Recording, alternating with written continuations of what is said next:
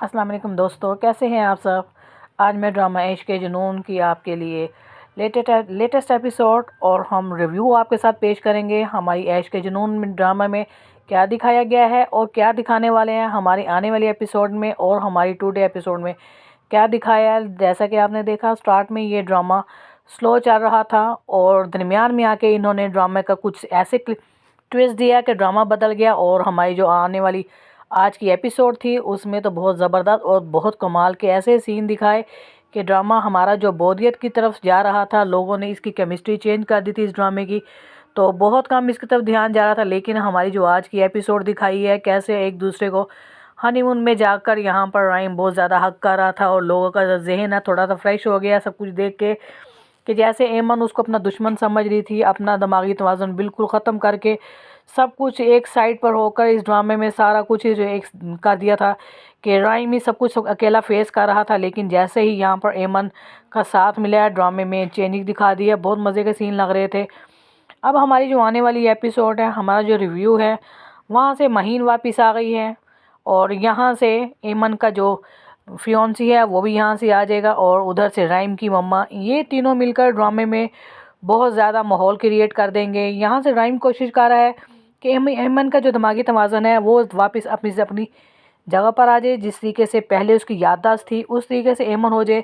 लेकिन वो अभी ये काम स्टार्ट कर ही रहा था, एमन को उसका हेल्प मिल रही थी, यकीन हो गया था कि हाँ मेरे साथ जो कुछ कर रहा है ये मेरा शोहर ही है जो मेरा साथ दे रहा है।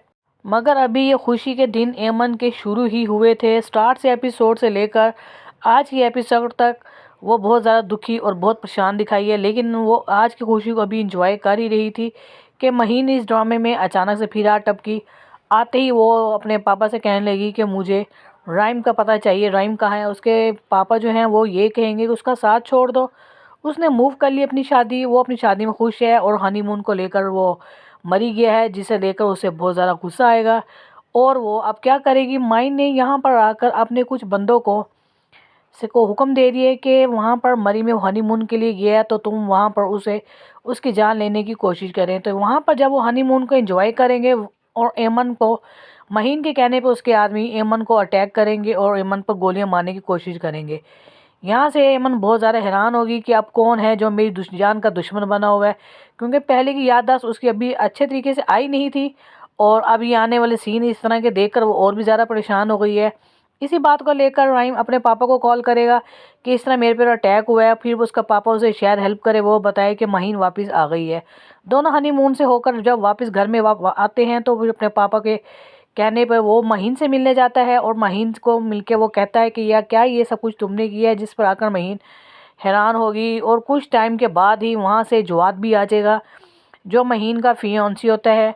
वहाँ से उसका फियोन्सी और राइम की जो मम्मा है, ये तीनों मिलकर अब ड्रामे का क्रिएट बहुत ज़्यादा फसाद में खड़ा कर देंगे। तीनों एमन के ख़िलाफ़ हो गए क्योंकि तीनों अपनी अपनी जगह पे हैं। एमन के हस्बैंड को, फियोन्सी को एमन चाहिए, जवाद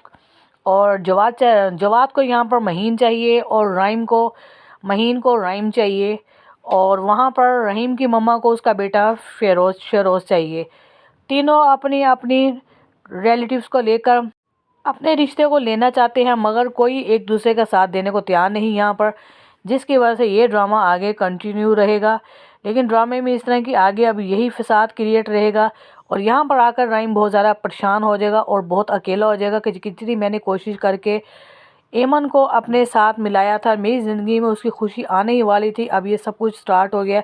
ये सारी बातें लेकर राइम बहुत ज़्यादा परेशान होगा और बिज़नेस में उसका लॉस होना स्टार्ट हो जाएगा। उसके पापा कहेंगे कि शायद राइम तुम पहले जैसा बिज़नेस को कवर नहीं कर पा रहे, लेकिन अब ये नहीं पता किसी को कि यहाँ पर हो क्या रहा है, लेकिन राइम इन सब चीज़ों को फेस कर रहा है। तो ड्रामे हमारी आने वाली एपिसोड इसी तरह से बहुत मज़ेदार और बहुत अच्छी बनती दिखाई देगी कि हमारा जो ड्रामा है इश्क के जुनून हम सबको बहुत ज़्यादा पसंद आएगा।